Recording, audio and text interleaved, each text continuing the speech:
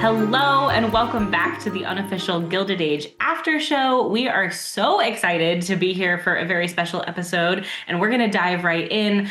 We are talking all things episode 5 of season 3 of HBO's The Gilded Age today. I am Kelsie Paul. I am the interim director of learning at the Frick Pittsburgh. Today, I am joined again by Dawn Breen, our chief curator and director of collections, and a very special guest that we are very excited to have. We are joined by Brian Centrone. He is a writer, fashion historian, and a guest curator of the exhibition Gilding Northeast Ohio, Fashion and Fortune 1870 to 1900 at the Massillon Museum, which featured costumes from HBO's The Gilded Age. Welcome, Brian. Thank you for having me. I'm really excited to be here and talk about all things The Gilded Age. We are very excited to have you. So you curated this exhibition at the Massillon. So you have very insider knowledge on some of the workings of the show, certainly around the costumes. You were telling us you had the opportunity to meet Kasia Walika Maimone, she's the costume designer for the show, Emmy nominated, I believe. And you also saw these costumes up close, and you were telling us many of them are very heavy.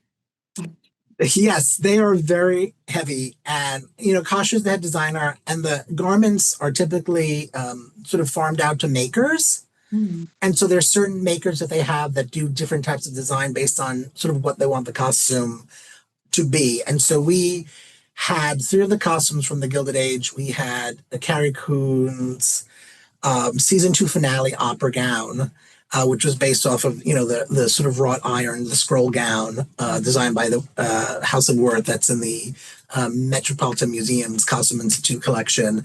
But then we had 2 of Aurora Fane's gowns from season 1 because they were based off of an existing Worth wedding dress that was worn by Alice Wade Everett.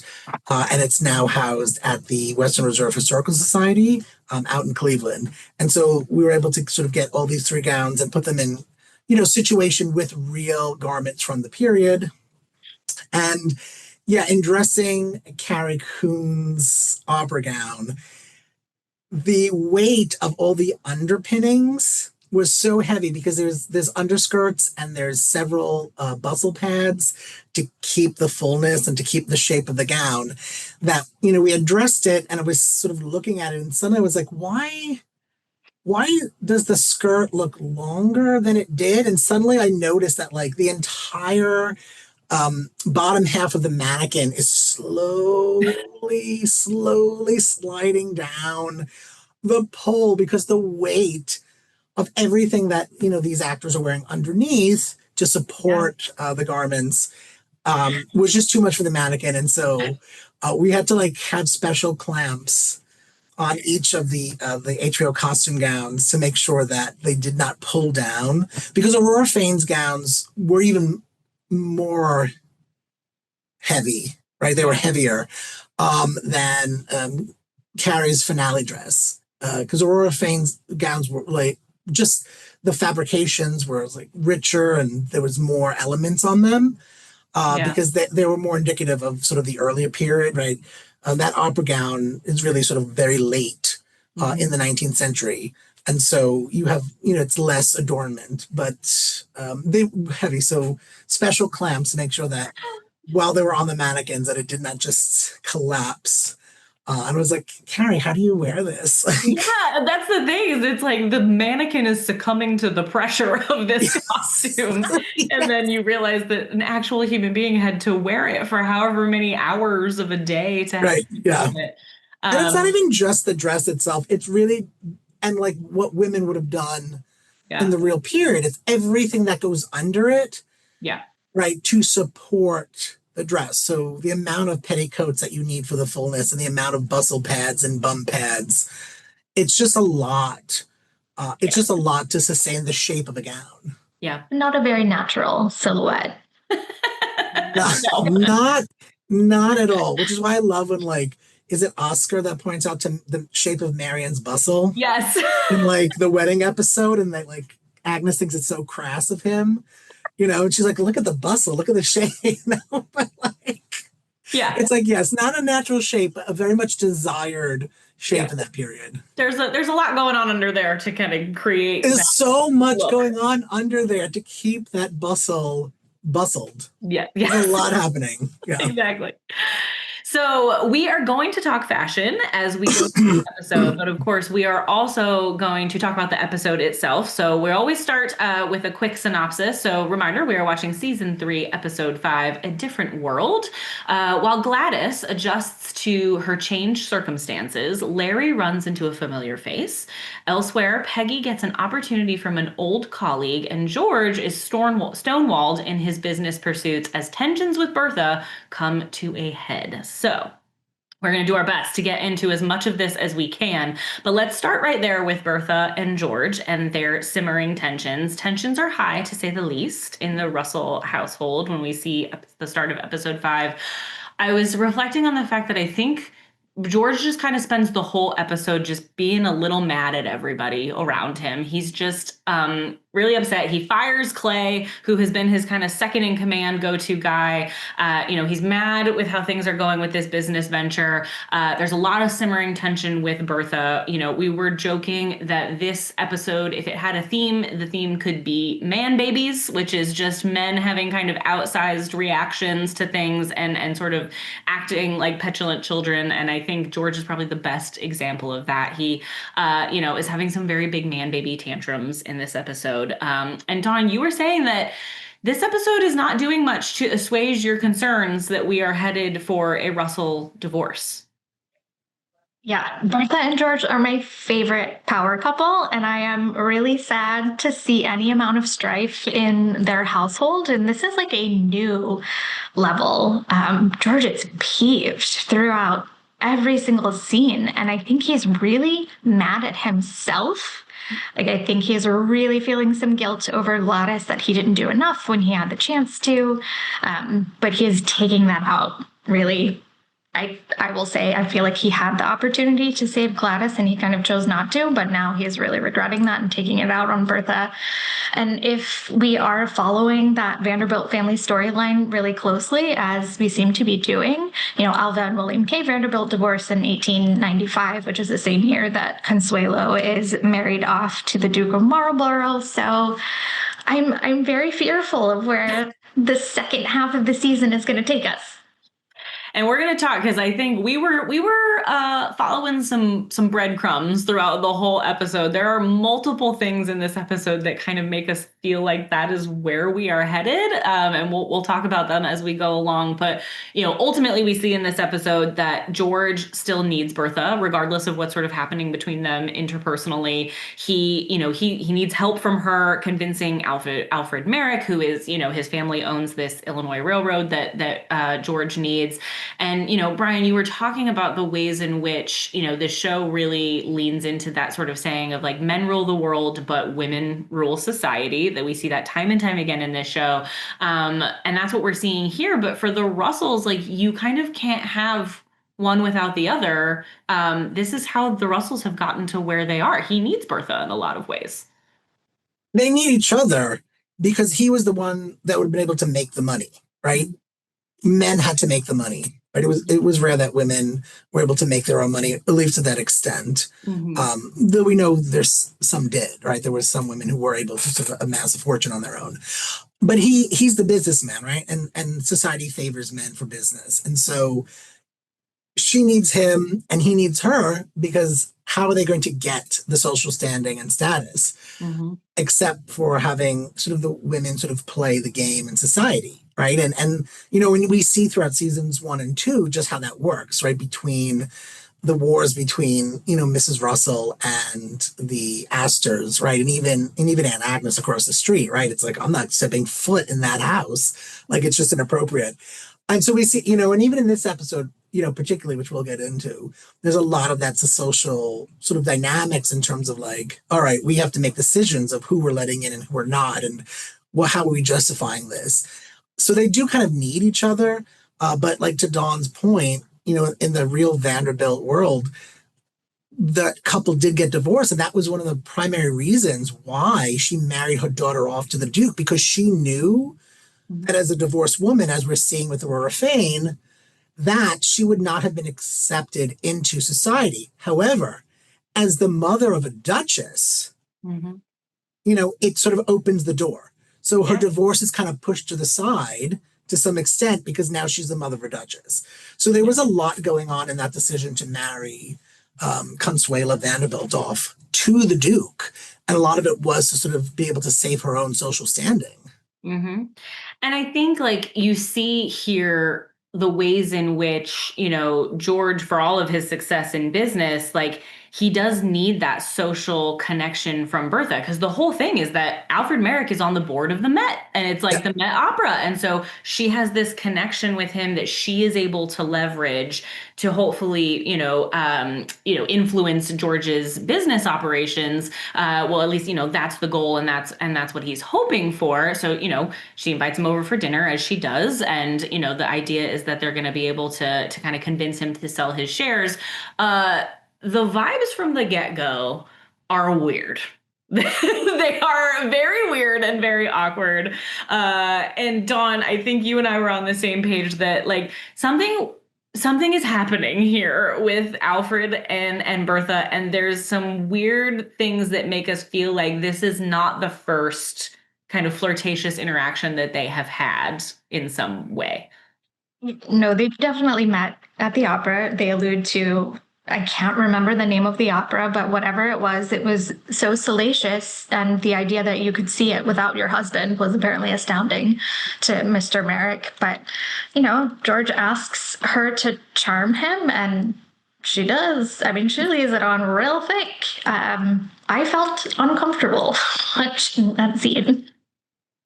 Well, and I think it's because partially it's like, yeah, we've seen Bertha lay it on thick when she needs to, but it's like she's receiving it back at like a pretty blatant level, to the point where you're like, dude, like her husband is in the room. Like, what are you doing? Like, it's very awkward. And obviously we get that great line later where, George kind of blows up at her and is like, I felt like a cuckold in my own home. Like, what is going on there?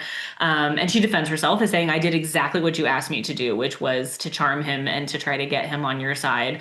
And of course, this whole dinner comes immediately after this other big, point of tension between George and Bertha, which is Larry and Marian's engagement, which we will talk about in its own right in a minute.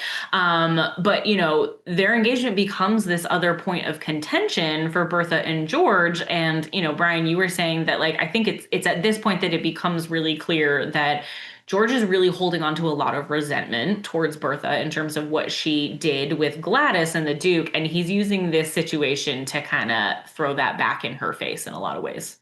Right. It's this misplaced anger because obviously he himself feels guilty. Yeah. That he's let Gladys marry. I mean, that whole wedding scene from last week, her walking down the aisle in tears and everyone giving her this sort of sad kind of like, oh my God, like this poor girl, like, what has her mother, except Bertha, right? She's the only one beaming. Bertha's smiling, like she's having a great time. And George does give her a way out several times, sort of. Kind of, because he doesn't just say, no, I won't allow it, right?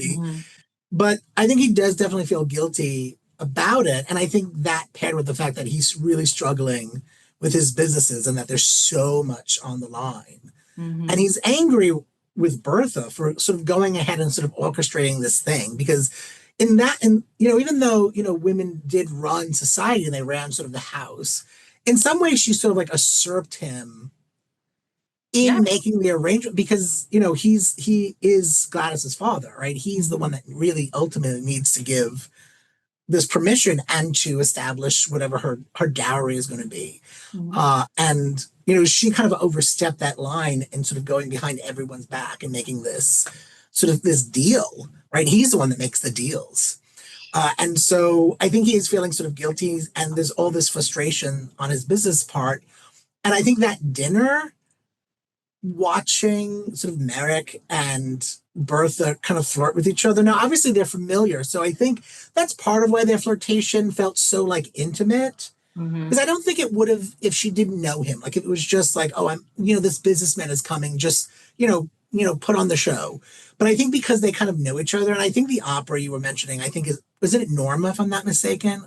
I think it might be Oh Norma. no, I can't remember. But like, yeah, and so we have this idea that like, well, Bertha can do things outside of her marriage, right? She's made the decision about Gladys. She's gone to see sort of, the sort of risque opera without her husband, and then obviously she knows this man, and we know that she's no recluse when it comes to sort of laying on thick to get what she wants. But that scene is just like, Merrick is like, yeah, like, I'm hot for you. Let's be hot for each other. And George is just the whole time sitting there going, oh, this, like, what is this woman doing? Because he's already angry with her. And so, of course, that's going to make him more angry. And it did, right? He completely blew up, right? He blamed her for Gladys. He blamed her for everything. And he's like threatening to, like, I'm not going to be here. Or like, you don't know where I'm going. It's like, where are you going? Like,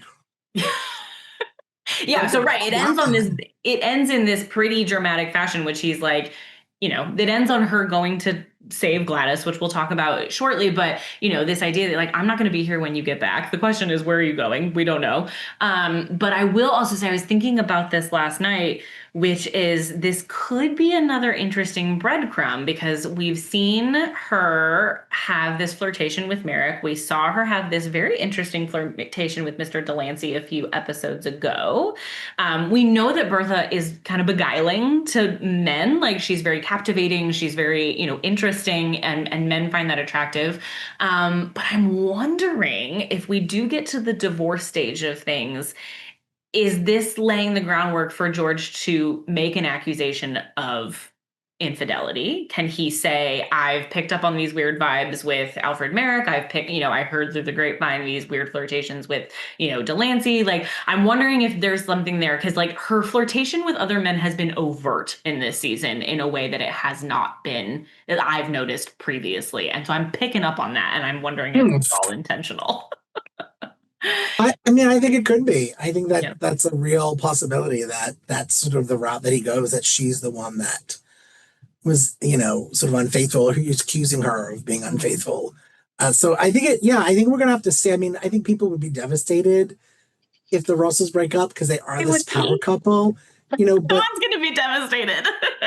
But Julian Fellows has been pretty faithful to the idea of the Vanderbilt storyline, because originally the show was supposed to be about the Vanderbilts. Right.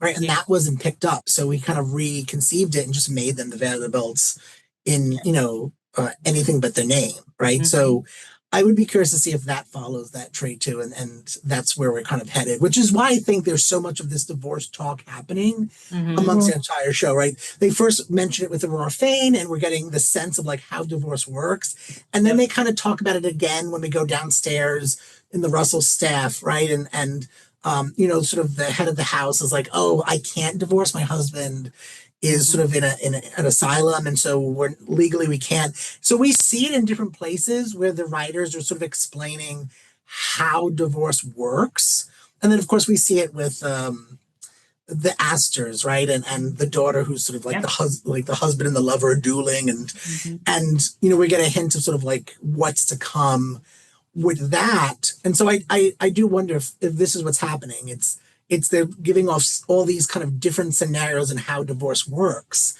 so that when the Russells follow the Vanderbilt storyline and split up,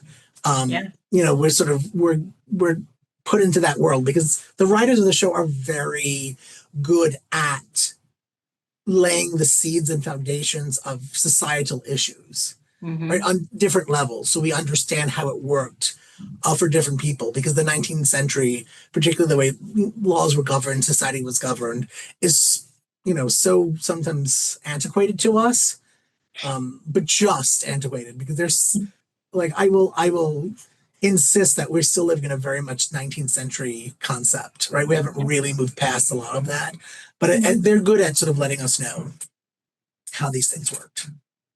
Yes, they are. So I feel like we're following the breadcrumbs where they lead. They don't lead in a place where we want to go, but we will see where things develop to. But we can shift gears a little bit to some more joyous news, which is, we can talk about Marian and Larry, who have this very lovely scene in the park. We get that happy news that they're going to kind of officially get engaged. And Dawn, you were saying that this could not be any further from Gladys's experience in getting engaged, which is obvious. Yes, this entire proposal scene is in such stark contrast to everything that we've seen prior. This is Marian's third, if anyone's keeping track, proposal of the entire series, but it's definitely the most romantic. He swoops her into this secluded spot, no public proposal like last season that gave us all like secondhand anxiety. It's really charming. Like he is really making a decision based on romantic love. They seem to be a match. Yes, they do. And it's very sweet and very lovely. But we would be remiss to not talk about the fashion moment that this engagement is, because I think the dress that Marian is wearing is a showstopper in a lot of ways, which is probably not an accident in terms of the importance of the scene. But Brian, I know that you were definitely taking notice of it, and in particular, you were really noticing that structured bodice that caught your eye with that one. That bodice that they created for her, that very structural, very stiff bodice that has the peaks, and it has a line down the middle, doesn't it? It's like, it's like, almost like, is this a gate? Like, is it like Marian being guarded, gated, having to protect herself? This is, like you said, her third proposal. And is it actually going to happen?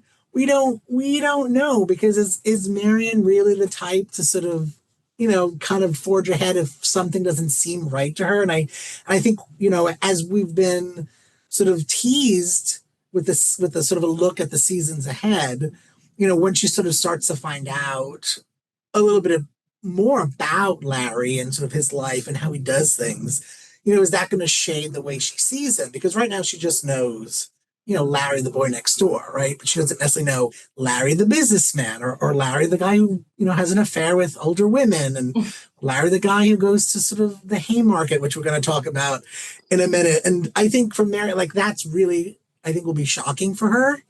But but that bodice really, I thought, whatever, like, Kelsie was doing with that, like, I think it was really saying something about who Marian was, and sort of this protective energy of, like, it's so stiff, right? It's so stiff, and it's almost like something that you have to, like, penetrate to get through, because it's Marian is usually in very sort of like soft. They're very fitted, but they're soft, right? And this was not. This was like the total opposite of the type of bodices that we're used to seeing on Marian. It was very much like a fortress. So I think it's like a signal or a clue to the idea that, if Larry really wants to break through, and like this is the engagement that's going to stick, right? That, there's some hurdles that he's going to have to go through, I think, to sort of probably convince Marian that he's not,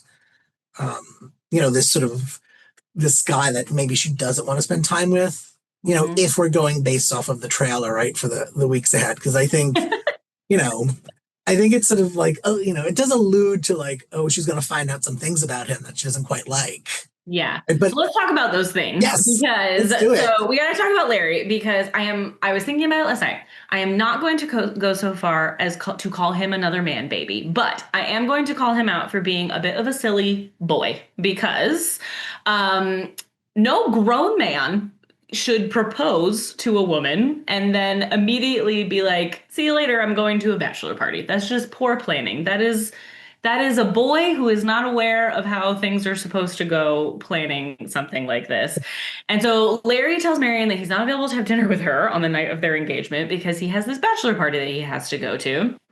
And at the time, he says, we're going to Delmonico's, which is a name drop of a very, very famous place in Gilded Age, New York. So, Dawn, tell us a little bit about what Delmonico's was and why it was so important, and what that whole thing entailed. Delmonico's is one of the oldest and the most iconic restaurants in New York City. It's founded in 1827. They revolutionized, really created American fine dining, setting the standard for luxury. They're often referred to as America's first restaurant, catering to the elite that had previously dined and entertained at home. And before this, there were taverns and inns, but they were very rudimentary. So I was very excited at the prospect that we might go to Delmonico's and see this like experience that they are offering. But of course, that is not where Larry goes. No, it is not. It's like I was the same way. I was like, oh my gosh, are we gonna get to see? Are they gonna recreate the inside of Delmonico's? This is gonna be so cool. And then the scene cuts, and you walk in, and I said to my husband, I was like, that is not Delmonico's. I don't know what's happening with that. It's not Delmonico's. And so what Larry lets Jack in on is that we have entered into the Haymarket Club, which is also a real place, but a very different place from Delmonico's. The Haymarket was in New York's Tenderloin district, which was really in the 19th century kind of New York's vice district in a lot of ways. Like that is where you wanted to go if you wanted to escape all the propriety of 19th century New York and have a good time. And that is where the Haymarket Club was. It started as a legitimate theater in the early 1870s, but pretty quickly the owner realized that he could make more money by expanding into different types of entertainment, we'll say. And so it's hard to tell from the scene. It's not the way it's depicted. It is not a full-on or was not a full-on brothel in the, firmest sense of the word. It is an entertainment space. There's music, there's dancing. It was a place for men and women to entertain and to interact in a way that is outside of all of those rules of sort of etiquette and propriety that we've talked about on this shows. No chaperones are coming to the Haymarket Club. And so, of course, though, there is also, Larry makes it very clear, there is also sex work happening there, even though it is not, a proper quote unquote, brothel. And that leads us to the reappearance of a familiar face that I was surprised by. We see the reappearance of Maud Beaton. She's going by another name at this point. But Brian, you were saying that you were not surprised to see Maud again. No, I knew she would resurface some way. I wasn't sure where or how, but I knew that they would bring her back because there is an idea that there needs to be some kind of like closure or retribution, right? Oscar needs to know where the money went, right? Why she did that to him. Where did she take the money? And, we were saying that the fact that she's at the Haymarket and the fact that it's very clear that she is sort of engaging in prostitution may suggest that she does not have the money, that she may have just been hired by these scammers to get close to, right, an elite male and sort of pretend that they're headed towards maybe sort of engagement or courtship, and then that he should invest in this sort of insane sort of like double, triple, quadrupling your money, right? And so that's what I think that's going to happen. I think we're going to find out that she does not have the money, that she was working for someone, she was hired. And we have to sort of figure out where that money is. Because there's a part of me that does believe that somehow the Van Ryans are going to get their money back in some capacity, because we can't keep going on with Agnes and Ada at odds about the money. And I think it'll be really interesting if or when the Van Ryans do get their money back, like how that's going to reshift the dynamics again, because now, Agnes will have her money again. Ada will have her money, right? And sort of what, who's going to be in charge, who's going to, how they're going to sort of move forward with that. Because it's pretty clear that like, it's getting to like a point where like every week Agnes is like, well, of course I'm not being invited anywhere. Like I don't make the checks, right? I don't, and yeah. So that has to come to, I think, some kind of head.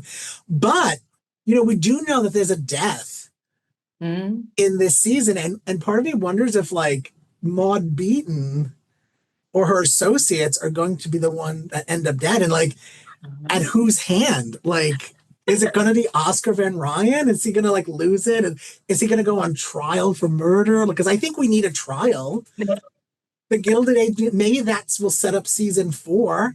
Like we need it. We like a the Stanford White murder trial, like when his mistress was being killed on top of Madison Square Garden, right? I feel like we need a Gilded Age trial. Like that's what we haven't gotten yet, and so that would be an interesting way to sort of do it. Yeah. But I was not surprised to see her. Like I knew she was going to come back. I knew we were going to find out who she was and what happened and where the money went. Yeah. And that's going to be, I think, like an interesting storyline to that, and how that's connected, right? How's that? Because it's not just going to be random. I think it's going to have sort of deeper, I think, implications. Well, and there's a lot of conversations in the show, and we've seen a lot of plot points about sort of the ways that these fortunes can sort of rise and fall, right? Like we've seen that with a bunch of different characters. And so, Oscar and Agnes obviously is probably one of the best examples, like the way that these fortunes can reverse so quickly. And so it will be interesting to see, can Agnes get back on top? I would love to see Agnes back in the sort of height of her powers as a wealthy woman. So we'll see, but speaking of money and also the Haymarket Club, we have to talk about Jack really quick because he could not be more out of his element.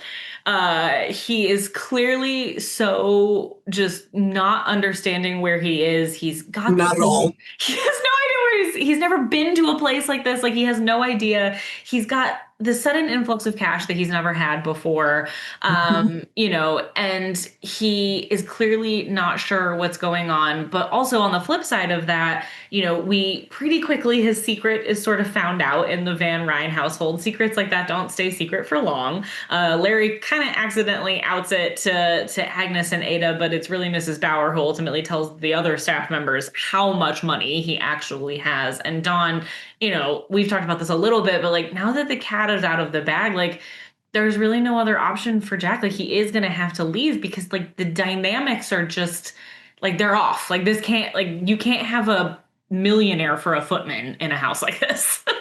No, there's such a sense of structure and hierarchy, and this has just completely upended that. I think Agnes has one of her best lines in this episode when she says he's made our footman rich, and that is upsetting to everyone in this house. It probably goes not to the footman. Yeah. Such a good delivery, but like she's not wrong. Like I think to everyone other than Jack and maybe Ada, it's something that throws off the balance in their little universe. I also have to say, I'm pretty sure the Bannister like throws his book across the room when he finds out how much money Jack made. And for some reason, I adored that. It just was such a unexpected, perfect little move for them, but just like, yeah, it was shocking. I mean, it was shocking. It's shocking because, and at some point, I think we hear, right? I think in the last episode, essentially, like Jack now has more money than the Van Ryans ever had, right? And so he's richer than they were, and so like that's in itself is sort of astounding. And then I love how what's her name, Agnes's dresser. Oh, Armstrong. Armstrong. Most bitter person. Like she's classic too, but like the look on her face when they're like, oh, he made 300,000, and it's like she can't even fathom to believe it. But like somehow part of me feels that like she's gonna be a part of a solution to what happens to Jack, like when he leaves the house, right? Because she's the one that really told him like don't give up on your dream, like if this is what you want to do, do it. Like, don't, and he's like, oh, thanks for helping me. She's like, oh, that wasn't my intention. I wasn't trying to, right? But he's completely a fish out of water. And that's, I think, what the fascinating thing is, like, when he's at the Haymarket, we see his face. I mean, that actor really does an incredible job at playing this sort of like really innocent, naive, kind of like, sort of orphaned, kind of boy. And I love when like they ask him like the prostitutes like, would you like to buy me a drink? And he's like, no, I would not. Like, I don't want to buy you a Like, no, thank you. It's like, no, thank you. No, thank you. Or even like when Larry tells him, it's like, oh, if you're into women or men, you can have both here. And I think even for like something like that for Jack, Yeah. right to hear is like, what? Like, what's happening? Yeah. But then, the interesting thing about Jack and that wealth that he's amassed is he doesn't know what to do with it. Like he doesn't have any of the upbringing that Larry has had. So you're giving this immense wealth to someone that doesn't know how to handle it, right? He doesn't know how to enter into that level of society yet. And that's why he doesn't want to leave. Like that's the only home he's ever known. And we know that he's going to have to leave. Like there's no way that Agnes is going to let him stay as a footman if he's richer than they are. Yeah. But like what will happen to him is the thing. And like you would hope that, he'd be able to find his footing and then go on to create great things. But there's also a part of you that's like, no, if you cast him out, he's going to completely just flounder. And then what's going to happen to poor Jack? He's so sweet and innocent, but he's really out of his like depth with what's going on. And well, and I feel like he's become a character that like I think a lot of us root for, and so that's why we want him to do well. But there's sort of that like kind of unexpected side. Like it's making $300,000 in one day. Like that sounds like such a crazy, amazing thing, right? Like, but there's a lot of uncertainty, and there's sort of like a darker side of potentially of what that might bring for Jack. So I feel like everyone's sort of holding their breath to see how that plays out for him, which of course, we'll see as the season goes on. To shift gears kind of pretty left turn, we got to talk about Peggy real quick, because there is some great stuff with Peggy. We don't see a lot of her in this episode, but we get some really great stuff when we do see her. Sweet and lovely interactions between Peggy and Dr. Kirkland, especially without his dreadful mother around to make things terrible. Right. But really fun. We get to see them at a baseball game, which is so fun and interesting. And Brian, you were saying that like that scene stood out to you for the fashion of it, because it's kind of unusual. We don't see a lot of kind of middle class, upper middle class sportswear specifically kind of depicted on a show like this. So what does one wear to a baseball game in the 1880s? Well, you would wear afternoon outdoor dress, right? So the way that particular scene is costumed is really a marvel, because that's what people would have worn when they went, right? Because remember, there is an outfit for every part of the day. So if you're going to a sports event, but it's outside in the mid-afternoon, you're wearing an afternoon dress, right? It's very, and that was depicted in different ways. At various times, it would have been the length of the sleeve, how much of your neckline you would have shown, right? You would have been able to show a little bit more of it in the afternoon than you would in daytime. You definitely got to show more of it in the evening. Peggy doesn't, though, if you notice. Peggy's afternoon dresses are all very buttoned up. They do not have an open neckline like a lot of afternoon dresses would have. But in that period, you do have a mix of both, right? And the show the show does not stay strict to the actual year, right? In terms of what the costumes look like. It is a range of things from the 1880s and 1890s. So it does sort of kind of amalgamate different types of style and aesthetics. But you do notice that most of the afternoon wear that Peggy wear, even Marian, do not have that afternoon neckline, right? They are sort of very buttoned up. But just seeing the baseball uniforms, right, that the men are wearing, particularly like that striped, one of the teams is wearing like a black and red striped sports shirt, which is very similar to the type of shirt that jockeys would have worn in that period. So it's very particular to the authenticity of like what sportswear for sort of athletics would have been. And so it was like, to me, I was like, oh my God, there's sports. Like we see uniforms and like people are like at a game and like, yes, look, everyone's dressed for a game of baseball. So they did a remarkable, and that's why Peggy, I think, is one of my favorite storylines. I love Peggy, and I love, that they focus on sort of the sort of middle and upper class African-American communities in New York and of course in Newport. But you do see that sort of the level, because Peggy's family is not as wealthy as the Van Ryans, right? But they're pretty solid, And of course, they're not as wealthy as the doctor's family, right? Who are sort of this sort of legacy family, right? And so you do see that in the way that they're dressed, right? You see, when Felicia Rashad shows up on camera, like she is dressed, and then you see the way that Audrey McDonald dresses, which is just a little bit sort of less, right, than the doctor's mother, because they would have been sort of more like upper middle class. And so I love that sort of distinction. But even in the men, like that scene in the train station when Peggy is going to Pennsylvania, and you know the journalist shows up. P. Thomas Fortune just decides that he's got to go with Peggy on the train. But notice the difference in, first of all, they're two giant, gorgeous men, right? And they're just sitting there in like the epitome of like 19th century menswear. And they're fighting over Peggy. And I'm like, yes, yes, fight over this woman, fight over this queen. But you see the doctor, he's wearing very formal attire, right? He's got his top hat, he's got his coat on, but he's always dressed in a very formal way because he comes from that kind of level of class. But, T. Thomas is in sort of a traditional sort of middle class suit, right? He's got sort of the brown suit, he's got the derby on.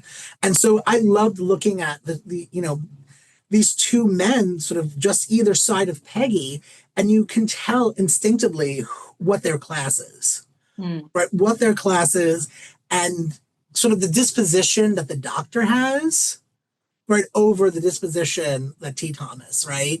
And so that just sort of astounded me. And then the fact that, T. Thomas was a little bit less reserved, right? He's the more heated one because he's the one that pushes the doctor, isn't it? And so I just love that duality of looking at those men in those two specific outfits that very much was a target of their class. Like that's a very deliberate costuming choice to make us fully understand that like this doctor, he is upper class. He is the top of his societal sort of rank. And then you have the journalist, right, who's sort of just below him. Just well, and doing well. Yeah, and it's I love, the scene's amazing because first of all, to your point, it's like, yes, Peggy, like you have these two men fighting over you, you deserve it. But also like, it's such an interesting dynamic. Like again, like the reappearance of a character that we haven't seen yet this season in T. Thomas Fortune, and there's the way that they're both kind of sizing each other up of just sort of like, all right, who are you to Peggy? Like, who are you to Peggy? Like, what's happening here?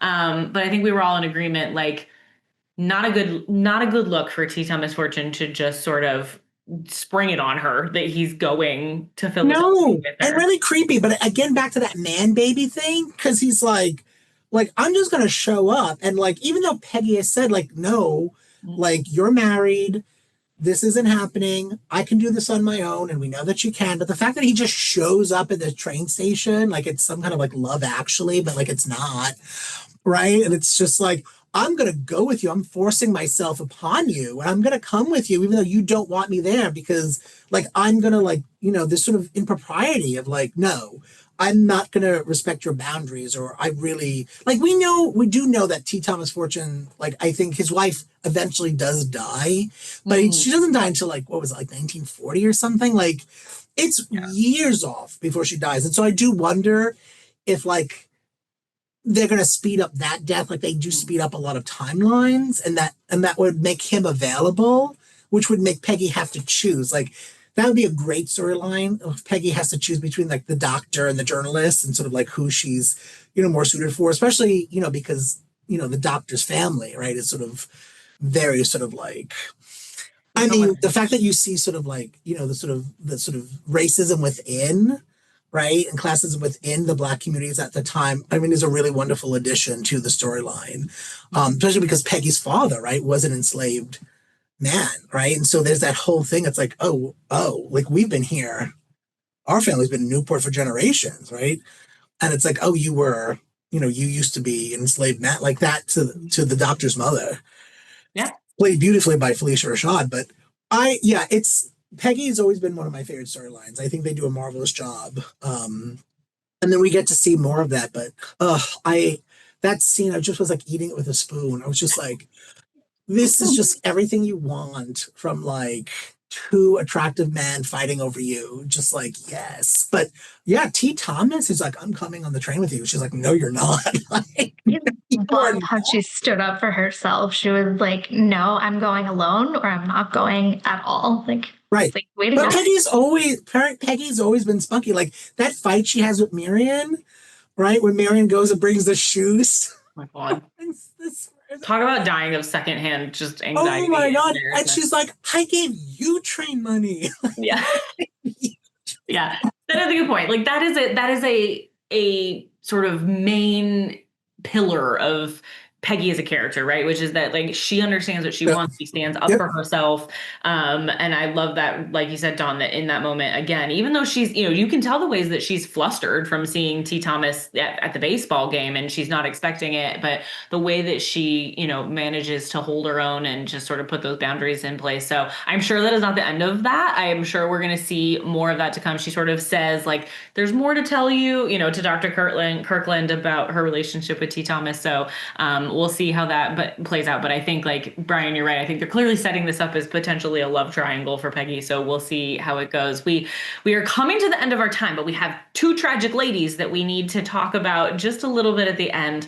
Gladys and Aurora are continuing to have a hard time in season 3. Let's start with Gladys. Poor Gladys in her dark, scary castle that is what I will only describe as being haunted by her horrible sister-in-law. Like, it's just, Sister Sarah or Lady Sarah continues to be terrible. And Dawn, you were talking about the fact that something that kind of stood out to you with this is the ways in which, like, for all of its rules and propriety in Gilded Age New York society, like, it has nothing on the hierarchy and the rules of British aristocracy. And we are seeing the ways in which, like, Gladys is not prepared for what is ahead of her. For all of its rules and standards, American society was so much more fluid, and there were these possibilities for upward mobility. We see that with Jack's storyline. But British society was ordered on an incredibly rigid class system that had existed for centuries. It was so much more challenging to move beyond the class of your birth. So those hierarchies are really deeply entrenched in their culture and society. And it is just absolutely like unfathomable because Gladys outranks her sister-in-law in every regard, and yet she is continually dismissed and left out of the conversation and just completely overridden at every turn. Yeah. So so of course we see at the end, Bertha is sailing to the rescue. She is inbound to England. And so, we'll see how that goes. But, I mean, you don't have a mother like Bertha Russell and not like pick up a thing or two on how to deal with people. So I'm hoping that Bertha's going to get her there and she just needs a little bit of a pep talk for how to stand up for herself. But I want to talk really quickly about Gladys's wardrobe because all three of us noticed in this episode that like there is something different going on with the way they style Gladys. Like it's a very dramatic shift from what we've seen her wear previously. And Brian, I want to, as the fashion historian, I want to get your sort of input on that. We all notice like it's frills. It's a lot of frills happening at the neckline. Like what is going on? There's a lot of lace. There's a lot of lace going on. And in some way, I think sort of when Bertha was buying Gladys's trousseau, right, and going, okay, this is what a duchess is going to be wearing, right, and it's so over the top, and I think it's a deliberate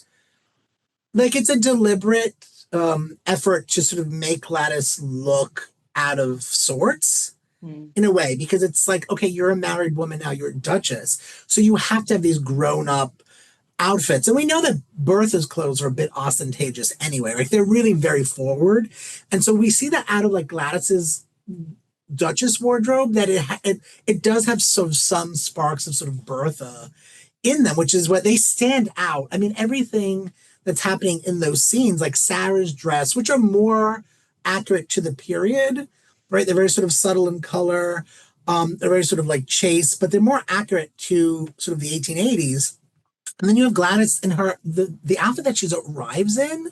The first time I saw it, I thought, oh my God, can you put any more on like this outfit? And it's completely like deliberate, right? It's supposed to be like, I'm the Duchess now. And this is what Bertha thinks a Duchess is wearing. But that dinner scene where she's just covered in lace, like these lace ruffles, and it's like she almost looks like she's playing dress up, right? Like she doesn't fit into the clothes. And I think that's what Kasha is doing. Like Kasha is so brilliant in sort of how she designs a costume and what she knows a character must wear in a scene. And I think there is this tension in the costume of what Bertha thinks a Duchess should be wearing. Gladys now being a woman, right? A married woman and sort of this sort of really important person. And so she needs these more adult outfits. But you also have to remember that the castle's in the country, right? And so what British people wore in the country is not necessarily what they wore in the city. But Bertha seems to have sent her with an entire city wardrobe, right, to this country estate. And so it is really interesting to kind of see it because it is almost like what's happening here. Like it's so much, but I think it's also meant to swallow Gladys. And I think that is the key thing that when Kasha is designing it, it's Bertha has swallowed her and Bertha has clothed her in these outfits that are swallowing her, right? Yeah. Because she's drowning in this place. And the only time that we ever see Gladys find her voice is when sort of her maid is being dismissed by Sarah, right? And she's like, oh, hell, you're not going anywhere, right? You're not going anywhere. And then she's like stomped in the hall. She's like, you have no right to do that. Yeah. And then, she writes a letter to Daddy. And she's like, send this and don't tell anyone you're sending it. And she's like, she's like, Daddy, they want to get rid of my maid. I hate it here. Like there's mice, and so there's mice. Don't talk about the mice because that was like the little mousetrap thing. Like clearly we are to know this castle has not been kept up. Like it is not being taken care of. They're all and it's old. Yeah, but like Brian, you were saying, it's New York in the 1880s. Of course, New York homes have mice, but like Gladys has just not been exposed to them. Like she had the staff of 30 at home who are taking care of those things. And it's just one more way that Sarah, diminishes her and is like, oh, New Yorkers like to build everything new, but that's not what we do here. And poor Gladys, she's just beaten down at every turn. And her wardrobe is so like bright and colorful, but it just stands to position her as this like fish out of water. Like she's not fitting in with the rest of the aristocracy around her. No. And in some ways it's like she's the mouse, right? Like because she's in this trap that they created, right? Because we had that wonderful scene between the Duke and Sarah. He's like, you're the one who told me to marry a Yankee. And she's like, well, I didn't know she'd have to come here. Right. And you have this problem that Sarah has, and it's like, no, I'm the woman of this household. And she's not anymore. Right. It's like Ada and Agnes, which is like Ada and Agnes, where these women overpower the men. Mm-hmm. Right. And we see that, so that is a theme, these really strong, which Julian Fellow is known for writing very strong, very independent women. Right. He sort of loves that. And so we kind of see it here. But I am excited that Mama Bertha is coming to the rescue and she's going to be a match for Sarah. And I think she's going to set Gladys up, to sort of sustain that marriage. Though we know in reality that marriage did eventually end in divorce. It did. But it took 25 years. They were together miserable for 25 years because they just didn't get along. They had nothing in common. Right. But they stuck it out for 25 years. And then, the Consuela did move back. So let's talk about that. Like, talking about a miserable marriage where you just sort of stick it out. Because we've got the Mrs. Astor of it all kind of at that, in that Newport scene, right? Which brings us to Aurora. So again, more heartbreaking stuff with Aurora. Every time she is on the scene, it is just sad. And you just feel so horrible for her and the position that we see her in. And of course, she finally gets invited to this function at Mamie Fish's house in Newport. And you think that maybe she's going to get like a little bit of a glimmer of kind of her previous life. It very quickly gets overturned by Mrs. Astor. And, Dawn, you were saying that, like, again, we see it time and time again, like, without society, like Aurora really is powerless. And we see that play out like in a really heartbreaking way at Mamie's luncheon. And so talk about that in terms of like, what is Aurora left with? Like, what are her options here? Because it doesn't seem like any of them are good. Yeah, we get a taste of the humiliation that she's really forced to endure. It's so uncomfortable when Mrs. Fish, who has invited her there, is like, you're probably going to want to leave. And she's so sad. I think we were talking, it's just very sad. Zach, that actress is so fantastic, but I feel like all she's been able to do so far this season is just feel really sad. But it is heartbreaking. And she's like, I'll just leave. And she says, I was invited to this party when I was Mrs. Charles Fane, and now I'm no one. Yep. Yeah. Yeah. But she gets the houses. Yes, she gets the houses and she's like, that's an empty victory. Like, what am I supposed to do with these houses? No one will come over. No one will invite me anywhere. Like, no. And so you realize like she really is kind of left with none of the things that she had as social cachet before. And of course, that leads to this really fantastic conversation between Mrs. Fish and Mrs. Astor, where I love Mrs. Fish because she's kind of always willing to just say it as it is and just kind of put everybody in their place in some ways. And I think she's the only person that maybe is willing to say that kind of thing to Mrs. Astor, but she just points out the hypocrisy of it, which is like, she's like, you yourself are in an unhappy marriage and everybody knows it. It's like your daughter is headed for the divorce courts. Like everyone can see the writing on the wall, which of course the historical record, we know that's coming for Charlotte Drayton. And then, you know, she just drops that question on her, which is like, you're going to have to decide, like, are you willing to exile your own daughter from society? Because if you are not, you do not have a leg to stand on with doing the same to Aurora Fane. And so, you know, there's no resolution there. She just sort of kind of drops that on Mrs. Astor's lap. And, you know, as we've been saying, we'll see sort of how things play out. But we also get kind of an unexpected, perhaps, ally in Bertha a little bit, which again, there's another breadcrumb. Like if Bertha herself is going to become a divorced woman, then she has interest in sort of changing the way that divorcees are treated in society. So we will see. But we have had so much fun already, and the fun is not over. Thank you, of course, Brian, for chatting about episode 5 today. But this is not the last time that all of our viewers will see Brian. We are going to also film a little bonus episode that will drop later in the season, and we're just going to talk fashion. We are going to talk more about the costuming on the show and how they use fashion to tell a story. Brian's going to be sharing more of his expertise in menswear with us and how we see that play on the show. And we're also going to be talking about some of our favorite fashion moments. So that episode will drop later, so keep your eyes peeled for that on our YouTube channel. And of course, we'll be back next week with episode 6. And we are going to be joined by another very special guest.